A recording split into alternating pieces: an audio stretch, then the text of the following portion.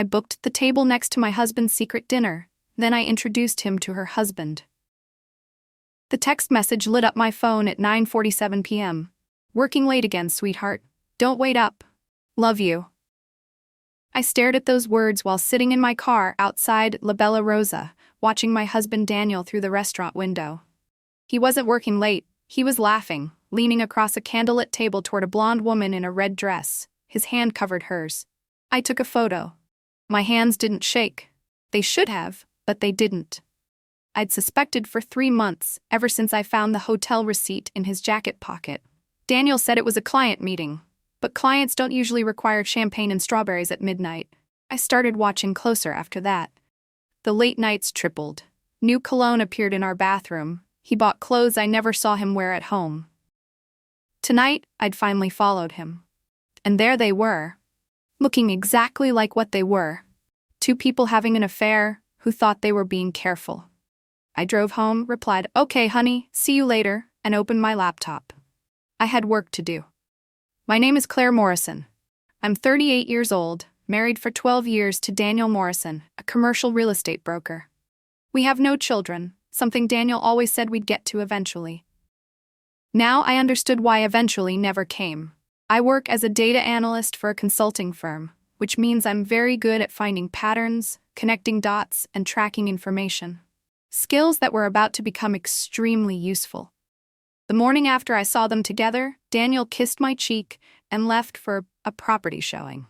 I waited 10 minutes, then opened his laptop. He'd always been careless with passwords. His email password was still our wedding date. I felt no guilt scrolling through his messages. The affair had been going on for 7 months. Her name was Vanessa Cole. She worked at his firm as a marketing director. They'd met at a company conference in Austin last March. The emails were disgusting. Plans for weekend trips when I thought Daniel was visiting his mother. Hotel reservations. Intimate messages that made my stomach turn. But I kept reading, kept documenting, kept taking screenshots. Emotion could come later. Right now, I needed information. Vanessa was married too. Her husband's name was Troy Cole, and he had no idea what his wife was doing. I found his information easily through social media. He was a cardiovascular surgeon at Memorial Hospital, worked long hours, posted photos of their golden retriever. His last post showed him and Vanessa at a charity gala 3 weeks ago. She wore a silver gown. The caption read, "With my beautiful wife, lucky man." Yeah, Troy, lucky indeed. I could have called him right then, told him everything, watched both marriages explode simultaneously. But that felt too simple, too easy. Daniel and Vanessa had been sneaking around for 7 months, lying to both of us, stealing time that belonged to their spouses. They'd been careful, clever, planning their deceptions with the same attention most people give to planning anniversaries. They deserved something more creative than a phone call. They deserved to face both of us together, in public, with nowhere to hide. I just needed to figure out how. I spent 2 days tracking their patterns.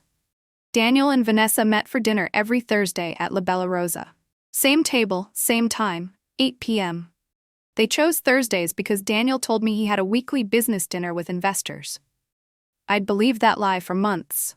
Vanessa told Troy she had a standing yoga class, followed by dinner with girlfriends. We'd both been swallowing these stories while they sat together in that restaurant, probably laughing about how easy we were to fool. The restaurant kept a corner booth reserved for them. The waiter knew them by name. They'd built a whole routine, a separate life that existed every Thursday night while their real lives waited at home. But La Bella Rosa took reservations. I checked their website. The table directly next to their booth was available for next Thursday. I booked it under a fake name, requested that specific table, even called to confirm. The hostess was very accommodating. She had no idea she was helping me set up the confrontation of the year. I needed Troy Cole on board, but approaching a stranger to tell him his wife was cheating required finesse. I couldn't just call him out of nowhere. He'd think I was crazy or lying. I needed proof first, then a careful approach. Wednesday afternoon, I created a new email address with no identifying information. I attached 3 photos: Daniel and Vanessa holding hands at the restaurant, Daniel kissing her cheek in a parking lot, and a screenshot of one of their email exchanges. The subject line read, You deserve to know the truth about Vanessa. The message was simple. Your wife is having an affair with my husband. They meet every Thursday at La Bella Rosa at 8 p.m. I have proof. If you want to confront them together, meet me at Brewster's Coffee tomorrow at 3 p.m. I'll be wearing a blue scarf. We've both been lied to. It's time they faced us both.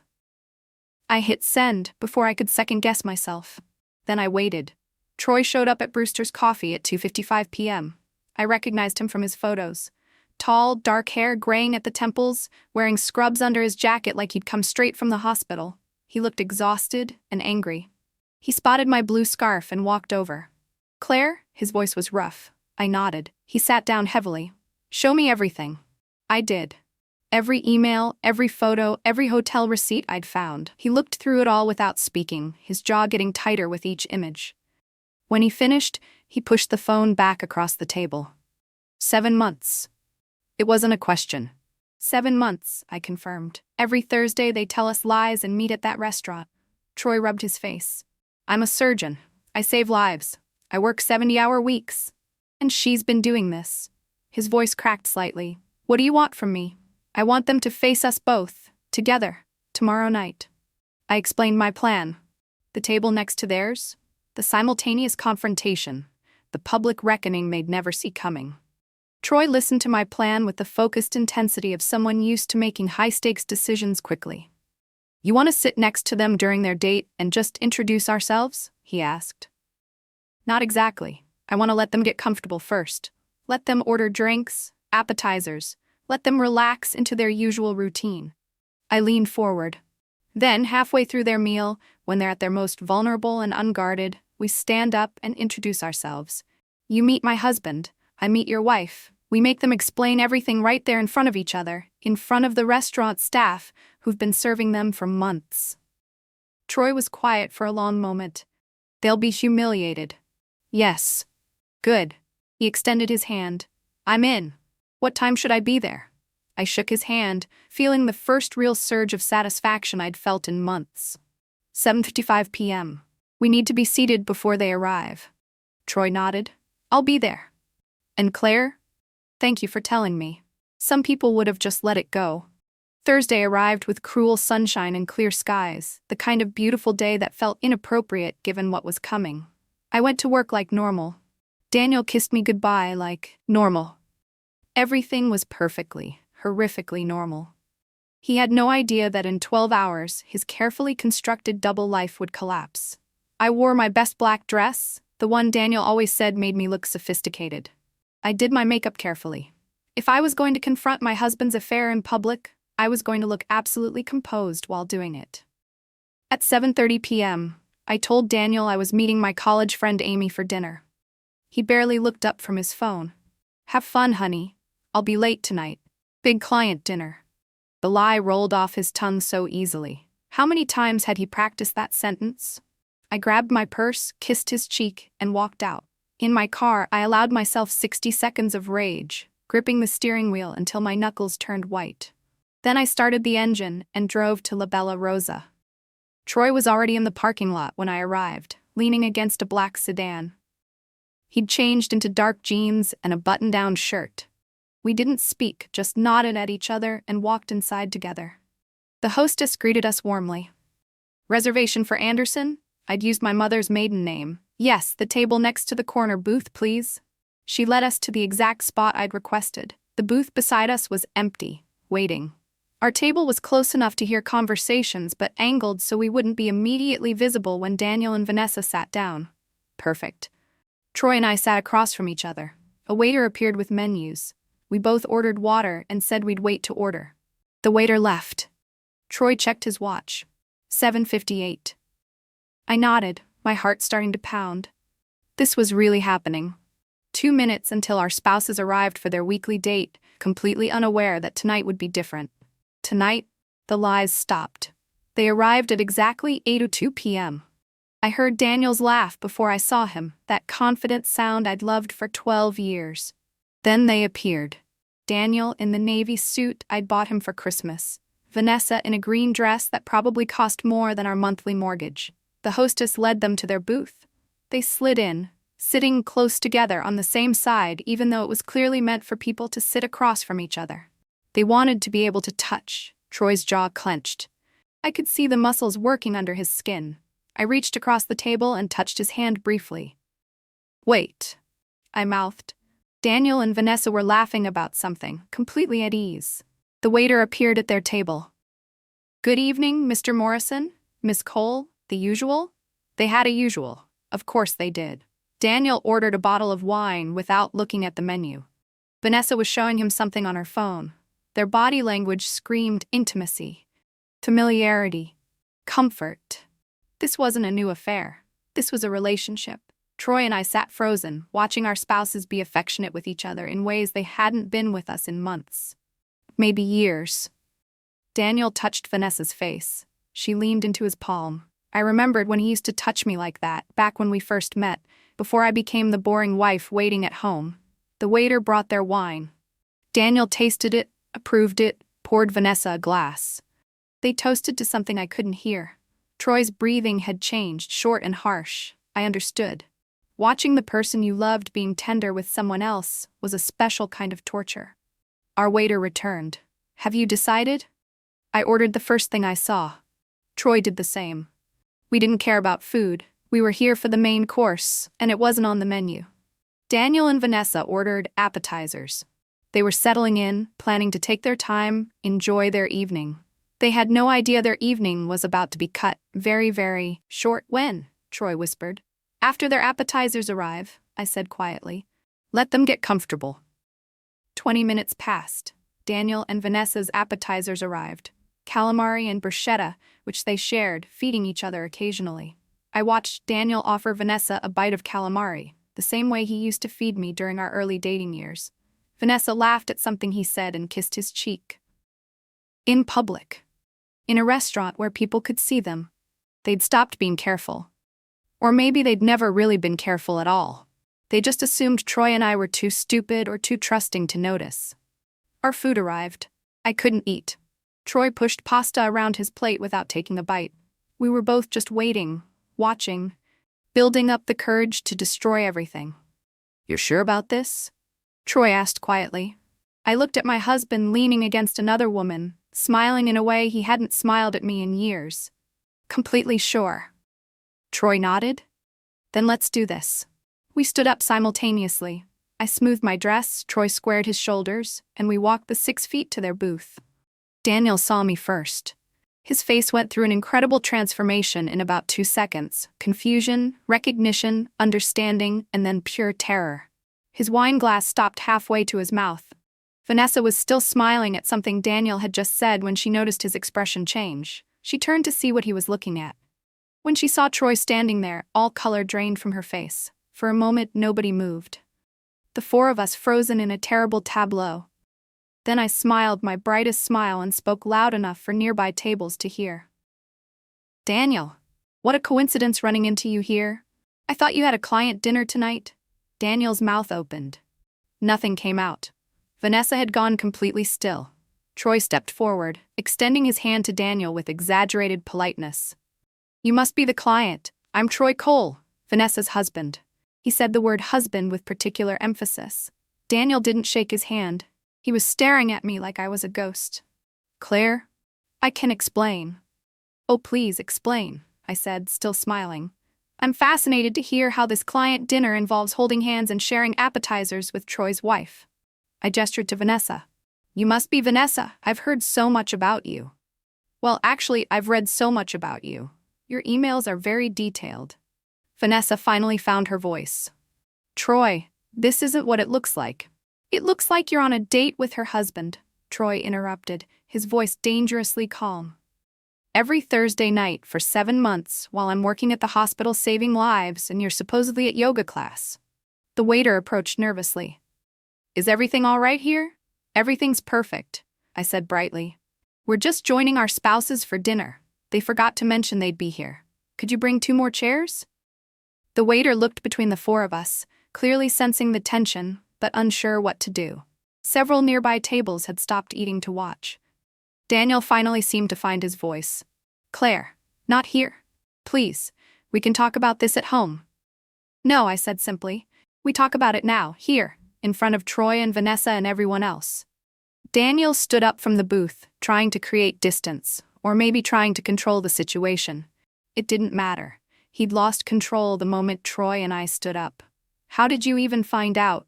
Vanessa asked, looking at Troy with something like betrayal in her eyes, as if he was the one doing something wrong. Troy laughed, a harsh sound. Does it matter? You've been lying to me for 7 months, meeting him every Thursday while I believed you were taking care of all yourself, spending time with friends. He shook his head. I trusted you completely. We trusted both of you, I added. We believed every lie, every excuse, every late night. You two must have laughed about how easy we were to fool. Daniel reached for my arm. Claire, please. You're making a scene. I pulled away. I'm making a scene? You've been having an affair for 7 months. You've been lying to me every single day. And you're worried about a scene? My voice was rising now, and I didn't care. You told me you were working late, visiting your mother, meeting investors. All lies. Other diners weren't even pretending not to listen anymore. The entire section of the restaurant had gone quiet, except for our confrontation. The manager appeared, a thin man with worry written across his face. Perhaps we should move this conversation somewhere more private? No need, Troy said. We're just getting to know our spouse's dinner companions. It's been very educational. He turned to Daniel. How long have you been sleeping with my wife? Daniel's face flushed red. He looked at Vanessa, then at me, trapped between his lies. This isn't the place. Answer him, I demanded. You owe us that much. How long? Vanessa spoke up, her voice shaking. 7 months. It started at the Austin conference. She was crying now, mascara running. We didn't mean for it to happen. Troy's laugh was bitter. You didn't mean to have an affair for 7 months? You didn't mean to lie every Thursday? You didn't mean to sneak around behind our backs? We fell in love, Daniel said quietly. The words hit me like a physical blow. Love. He loved her. You fell in love, I repeated, my voice hollow. So our 12-year marriage, our vows, our life together, all of that just disappeared because you fell in love with someone else? Daniel had tears in his eyes now. Claire, you don't understand. Things between us haven't been good for years. We grew apart. So you cheat instead of talking to me? Instead of counseling, or even just having the decency to divorce me first? I could feel my composure cracking, anger bleeding through. Troy was staring at Vanessa. Is that what you told yourself too? That our marriage wasn't good? While I was working 70-hour weeks at the hospital? Vanessa wiped her eyes, smudging her makeup further. You're never home, Troy. I'm alone constantly. You're a surgeon's wife. You knew what that meant when we got married. Troy's voice was getting louder. And your solution was to have an affair? The manager tried again.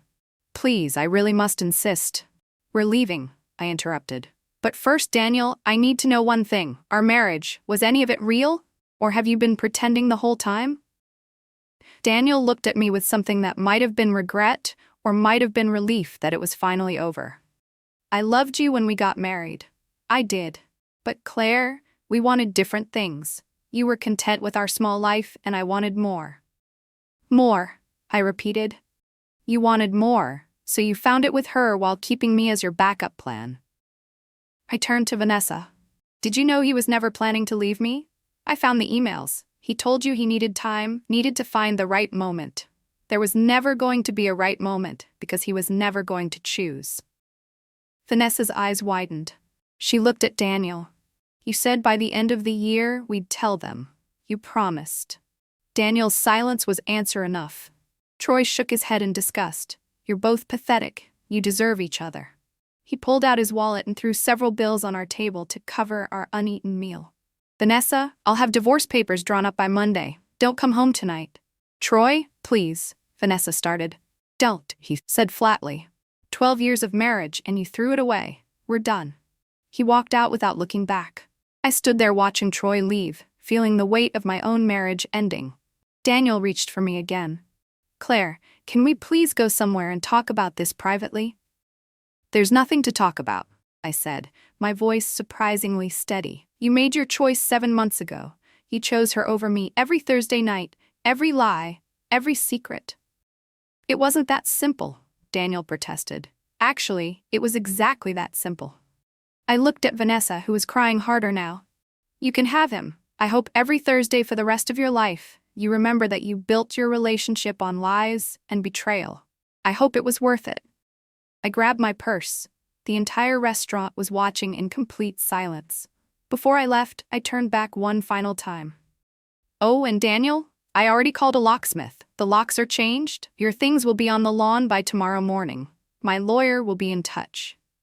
The look of shock on his face was almost worth the pain in my chest. Almost. I walked out of La Bella Rosa with my head high, leaving my husband and his mistress sitting in the wreckage of their secret affair. I sat in my car in the parking lot for exactly 5 minutes, letting myself fall apart where no one could see. Tears came hard and fast, the kind of crying that felt like it might never stop. 12 years. Gone. Destroyed by someone who'd decided I wasn't enough, who'd looked for more instead of working on what we had. My phone buzzed, a text from Troy. Are you okay? Stupid question. Neither of us is okay, but we survived. I wrote back. We did. Thank you for being there tonight. I couldn't have done it alone.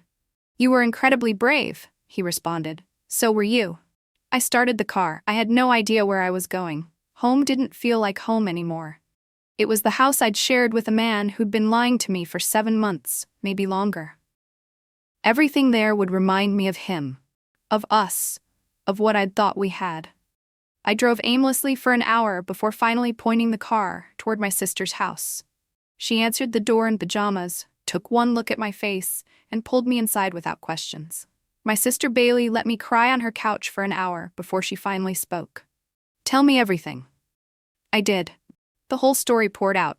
Finding the receipt, following Daniel, discovering the affair, tracking their pattern, contacting Troy, planning the confrontation. Everything. When I finished, Bailey was quiet for a long moment. You are the most badass person I know, she finally said. You planned that entire thing, the table, the timing, getting Troy involved. I couldn't let them just keep lying. They needed to face us both. Bailey hugged me tight. They got what they deserved. But Claire, are you really okay? No, I admitted. I loved him, Bailey. Even knowing what he did, part of me still loves who I thought he was. That's normal. You can't turn off 12 years of feelings overnight. She pulled back to look at me. But you're going to be okay. You're strong enough to survive this. I wasn't sure I believed her, but I nodded anyway. My phone kept buzzing with texts from Daniel. I turned it off without reading them. I stayed with Bailey for 3 days. During that time, I did exactly what I'd promised. Hired a lawyer, changed the locks, and had Daniel's belongings professionally packed and delivered to his office. I also did something I hadn't expected. I met Troy for coffee again. He looked as exhausted as I felt. How are you holding up? He asked. Terribly. You? Same. He stirred his coffee absently. Vanessa's been calling non-stop. She says it was a mistake, that she wants to work things out. Do you want to work things out? Troy looked at me steadily. Do you? No, I said immediately. I don't. He cheated for 7 months. He lied every single day. Even if I could forgive that, I could never trust him again. Every late night, every business trip, I'd wonder. Exactly, Troy said. That's what I told Vanessa. She destroyed something that can't be rebuilt. We sat in silence for a moment. Then Troy asked, Have you heard from Daniel? Texts? Voicemails? I haven't responded to any of them. My lawyer's handling everything. Smart. Troy paused. Claire, I know this is weird timing, but thank you. If you hadn't found out and told me, I might have stayed in the dark for years. 2 weeks after the restaurant confrontation, Daniel showed up at Bailey's house. She tried to stop him, but I told her it was okay. We sat on the porch, the house I'd shared with him visible in the distance. You changed the locks, he said. It wasn't a question. Yes. Claire, we need to talk about how we're handling this. The house, the finances, all of it. My lawyer will contact your lawyer. That's how we're handling it. Daniel rubbed his face, looking older than I'd ever seen him. It didn't have to be this way. We could have ended things civilly. I stared at him in disbelief. You had an affair for 7 months. You lied to me every single day. You made me feel crazy for suspecting something was wrong. And you think I should be civil?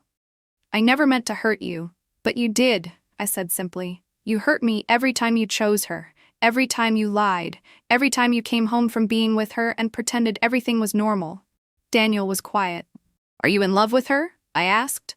Or was she just convenient? I thought I was, he admitted. But after Thursday, she's not talking to me. Troy's filing for divorce and she blames me for the way it happened. I couldn't help it. I laughed. The sound was bitter, but genuine. So you lost both of us. How does that feel? Daniel's expression hardened. You planned that whole thing to humiliate us. That was cruel, Claire. Cruel? I stood up. You want to talk about cruel? How about maintaining an affair while coming home to your wife every night? How about lying for 7 months straight? How about making me doubt my own intuition because you were so convincing? I'm sorry, he said quietly. I really am. I don't care. The words came out colder than I intended, but they were true. I don't care if you're sorry. I don't care if Vanessa isn't talking to you. I don't care if you regret what happened. None of that changes anything. I moved toward the door. My lawyer will send the divorce papers next week. Sign them, Daniel. Let's both move on. He stood there looking lost, like he genuinely didn't understand how we'd arrived at this moment. That was the difference between us. I understood exactly how we got here, through his choices, his lies, his betrayal. He wanted to make it complicated, but it wasn't. It was simple. He chose someone else. Now he had to live with that choice. 3 months later, I met Troy for lunch at a cafe far from La Bella Rosa. We'd been meeting occasionally, two people navigating similar trauma, finding comfort in someone who understood. My divorce was finalized yesterday, he said. Mine too, I replied. How do you feel? Free, Troy said. Sad but free. You? I thought about it. The past 3 months had been the hardest of my life. Grief, anger, loneliness, doubt. But underneath all of that was something else. Relief. Free, I agreed. It's strange, isn't it? We lost our marriages, but we gained something too. What's that? Ourselves, I said. I spent 12 years trying to be enough for someone who'd blind. Decided I wasn't. Now I get to figure out what I want, who I am without him. Troy smiled, the first genuine smile I'd seen from him in months. To new beginnings? We raised our coffee cups. To new beginnings.